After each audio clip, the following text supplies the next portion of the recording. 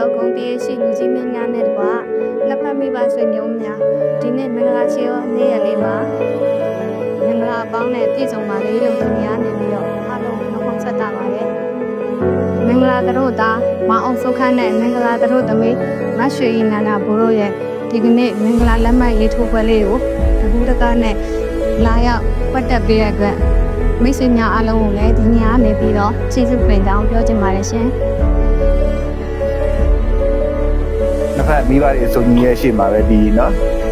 တို့သားဖြစ်တဲ့မောင်အောင်စိုးခန့်နဲ့တို့သမီးဖြစ်တဲ့မတ်ရွှေရနန္ဒဘိုးတို့ကိုလူကြီးတွေရှေ့မှာပြည်သက်တွေရှေ့မှာစမျိုးတွေရှေ့မှာ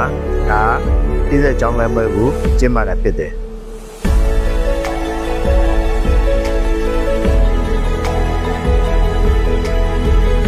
တို့ဒီဘက်ကတို့သားနဲ့ပတ်သက်ပြီးတော့ပါများပြောဆိုစရာတွေရှိပါတယ်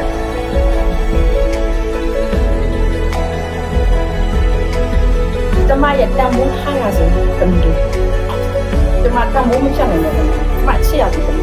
ပေမဲ့လည်းသားလေးဘက်ကလည်းဘယ်လိုခေါ်မလဲကျမတန်ဖိုးထားတဲ့တမီးလေးကိုဒီလိုစက်ကြပါအဲ့ဒါလည်းချစ်တယ်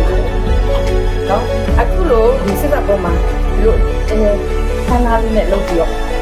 ဆန္ဒနာလေးပေါ့နော်စင်တီလေးလုပ်ပြီးရတယ်ဒီကျမလေးတမီးလို့လည်းကိုတမီးလေးလို့ကသားလေးလည်းကျမသားလေးလို့လည်းကျွန်တော်ထားတာအဲ့တော့အားလုံးအကောင်းဆုံးဖြစ်အောင်ကြိုးစားနေကြတာမလို့အကောင်းဆုံးဖြစ်ဖို့ပဲကျွန်တော်ပြောနေပါတယ်အားလုံး